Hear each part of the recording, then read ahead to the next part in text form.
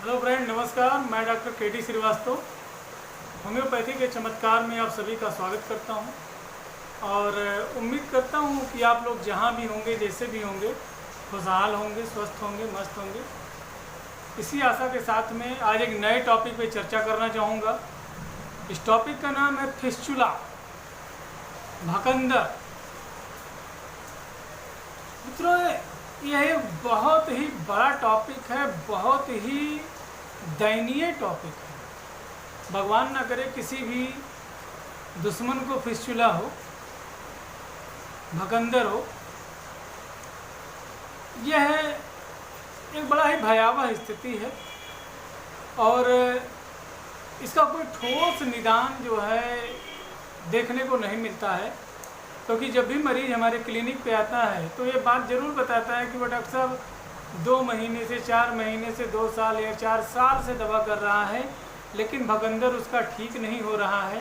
तो ये भकंदर है क्या चीज़, किन कारणों से भकंदर होता है, इसका डायग्नोसिस क्या है, इसका उपचार क्या है।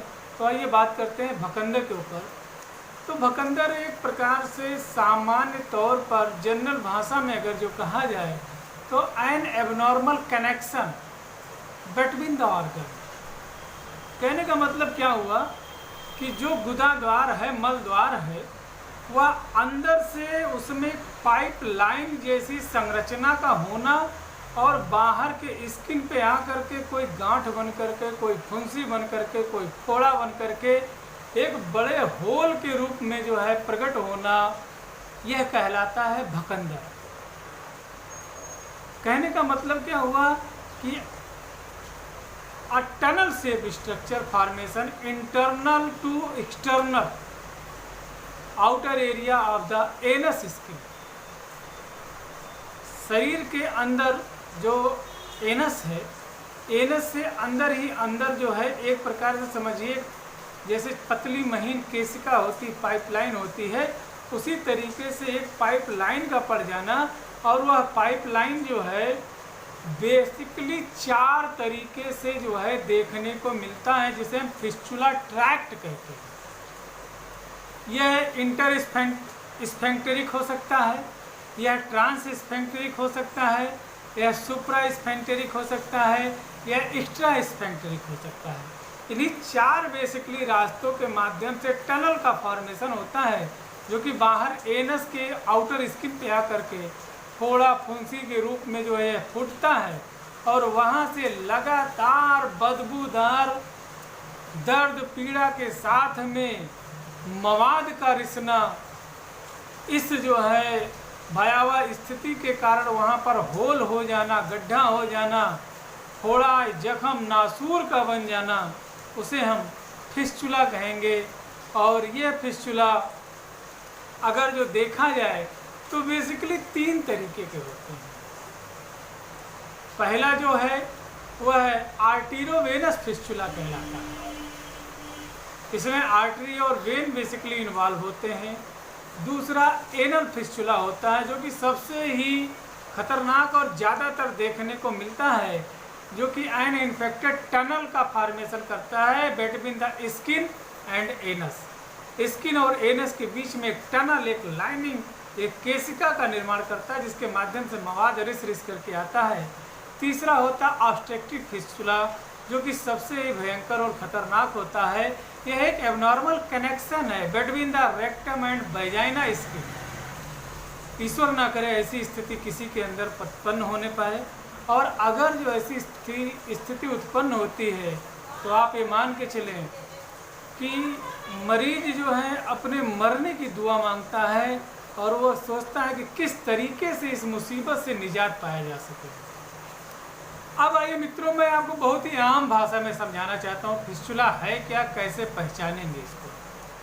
तो अगर जो मल त्याग के द्वार के छिद्र के 2 इंची आसपास में अगर जो कोई गांठ बनता हो, कोई दानेदार हार्ड नॉडुलर स्ट्रक्चर बनता हो, या कोई फुंसी बनती हो, कोई पिरकी बनता हो, कोई फोड़ा बनता हो और फूट करके वहाँ से अगर जो मवाद निकलता हो, रिसाव हो रहा हो या ना रिसाव हो रहा हो, और बहुत अत्यधिक लालीपन घेरे हुआ है, वहाँ पे दर्द है या नहीं भी दर्द है, तो ऐसे स्थिति को हम फिस्चुला कहेंगे।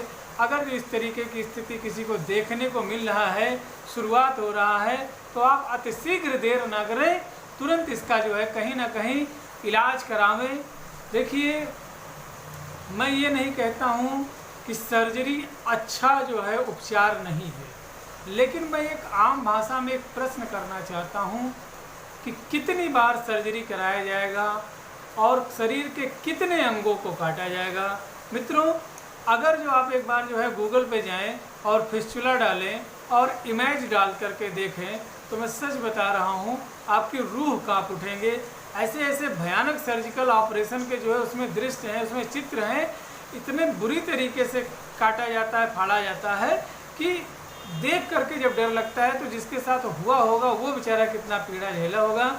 तो मित्रों, आप अपने आप को दुख से बाहर निकालिए, और मैं आपसे जो है उम्मीद और विश्वास के साथ कहता हूँ कि अगर जो आपको एक अच्छा होम्योपैथिक फिजिशियन मिल गया, जो आपके पैसे से नहीं, आपके शरीर से जुड़ करके, आपके मनोदशा से जुड़ करके, आपके व्यथा और पीड़ा से जुड़ करके अगर जो आपका इलाज करने के लिए तैयार है, और वह क्लासिकल है, टोटलिटी ऑफ सिम्टम्स के आधार पर मेडिसिन का सिलेक्शन करता है, sign and symptoms, red line guideline symptoms के कैरेक्टरिस्टिक के ऊपर अगर जो जा करके, अगर जो पेक्युलरिटीज़ को देखते हुए अगर जो सिंगल मेडिसिन भी उसने सेलेक्ट कर दिया, तो मैं आपसे यकीन और दावे के साथ कहता हूँ कि ये जो बीमारी है यह कहाँ गायब हो जाएगी, कितने जल्दी आप ठीक हो जाएंगे, इसकी आप कल्पना नहीं कर सकते हैं।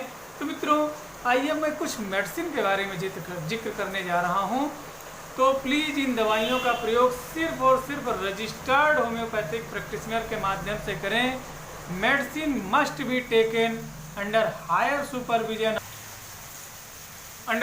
Supervision of registered homoeopathic physician, no other types of physician. Medicine must be prescribe and taken only higher guideline and supervision of registered homoeopathic physician.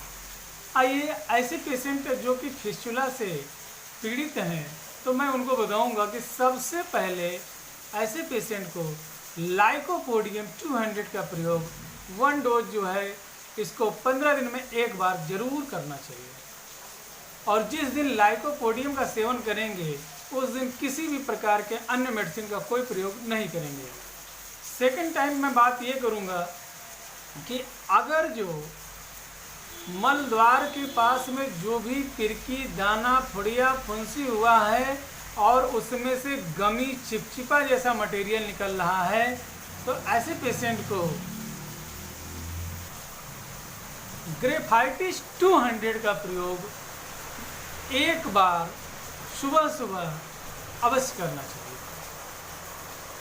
अगर जो हार्ड नॉडुलर स्ट्रक्चर है वहाँ पर जो है कोई लग रहा है कि गठीला दाना जैसा हो गया है और उसके वजह से अत्यधिक पीड़ा हो रही है, तो ऐसे पेशेंट को कैलकेरिया फ्लोर, मित्रों याद रखिएगा, ऐसे पेशेंट को कैलकेरिया फ्लोर 200 का प्रयोग सुबह शाम अवश्य करना चाहिए, और उम्मीद करता हूँ कि उनकी समस्या का समाधान हो जाएगा।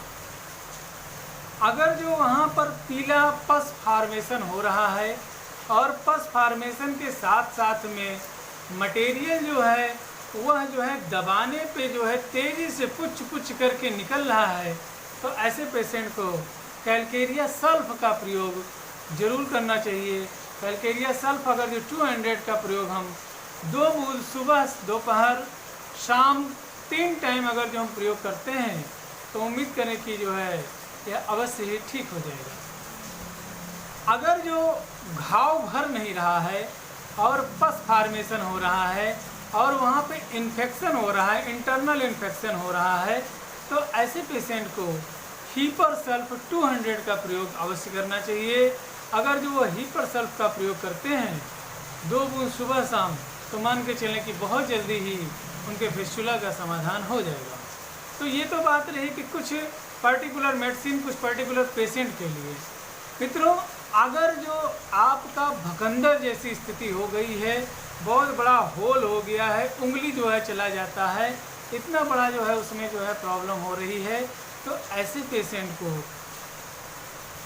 आर्निका 200, कैलेंडुला 30, इसके साथ में थूजा 1 ml का प्रयोग अगर जो करते हैं तो मान के चलें कि बहुत ही जल्दी आपको इन सभी समस्याओं से समाधान हो जाएगा। अब आइए बात करूंगा कि इन दवाइयों के साथ में क्या क्या आपको करना है।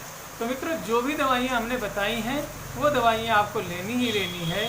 स्पेशली आप याद रखें कि सभी दवाइयों के साथ में आर्निका 200, इसके अलावा जो है कैलेंडुला 30, और यदि इन्फेक्शन की स्थिति उत्पन्न हो रही है, आपको लग रहा है कि जो है इन्फेक्शन हो रहा है, घाव जल्दी भर नहीं रहा है, या पेशेंट जो है डायबिटिक है और उनका घाव नहीं भर रहा है, तो ऐसे पेशेंट को साथ साथ में थूजा 1 ml का प्रयोग करना चाहिए। और मित्रों, थूजा 1 ml का जो है एक बार जिस दिन लेंगे उस दिन कोई दवा नहीं लेंगे, और इसका रिपीटिशन 15 दिन पे एक बार करेंगे। तो मैं उम्मीद करता हूँ कि बहुत जल्दी आपको आराम मिलेगा। और जो भी दवाइयाँ हैं, इन दवाइयों को जैसे मैंने बताया सुबह दोपहर शाम या सुबह शाम, ये तो आप लेंगे, लेकिन याद रखें कि रात में सोते समय मित्रों नक्स भूमिका 30 का प्रयोग अगर जो आप करते हैं तो बहुत ही जल्दी आपको भगंदर से निजात मिल जाएगा और आपका शरीर बहुत बड़े ऑपरेशन से बच जाएगा। और अगर जो मेरी इस वीडियो से किसी एक का भी जो है ऑपरेशन होने से उसका शरीर बच जाता है, तो मैं इस वीडियो को बहुत ही सौभाग्यशाली समझूंगा और अपने आप को बहुत ही गौरवान्वित महसूस करूंगा कि चलो मैंने किसी के लाइफ को तो सेव किया। मित्रों, यदि आपको मेरा वीडियो अच्छा लगता है तो इसे आप लाइक करें, शेयर करें, कमेंट करें, अपने मित्रों को भेजें ताकि औरों का भी भला हो सके। यदि आप चाहें तो मुझसे भी परामर्श ले सकते हैं। आप कमेंट बॉक्स में अपनी समस्या लिख के भेजें, अपना फ़ोन नंबर हमें छोड़ दें, मैं आपको ज़रूर जो है कोशिश करूँगा फ़ोन करूँ। देर हो सकता है लेकिन हम आपसे बातें ज़रूर करेंगे और आपको उचित समाधान, उचित परामर्श ज़रूर देंगे। मित्रों, फिर से एक बार निवेदन करता हूँ कि दवा जो है प्रयोग का विषय नहीं है। जो भी मेडिसिन मैंने बताया आप मेरे परामर्श से या अपने आसपास नज़दीकी किसी रजिस्टर्ड होम्योपैथी प्रैक्टिशनर से, वह स्पेशली रजिस्टर्ड अवश्य होना चाहिए। अगर जो रजिस्टर्ड नहीं है तो आपको उनसे मेडिसिन परामर्श लेने की कोई ज़रूरत नहीं है। आप सिर्फ और सिर्फ रजिस्टर्ड होम्योपैथिक प्रैक्टिशनर के परामर्श से इन दवाइयों का प्रयोग करें। जय हिंद, जय भारत, जय होम्योपैथी, जय एनिमल। नमस्कार।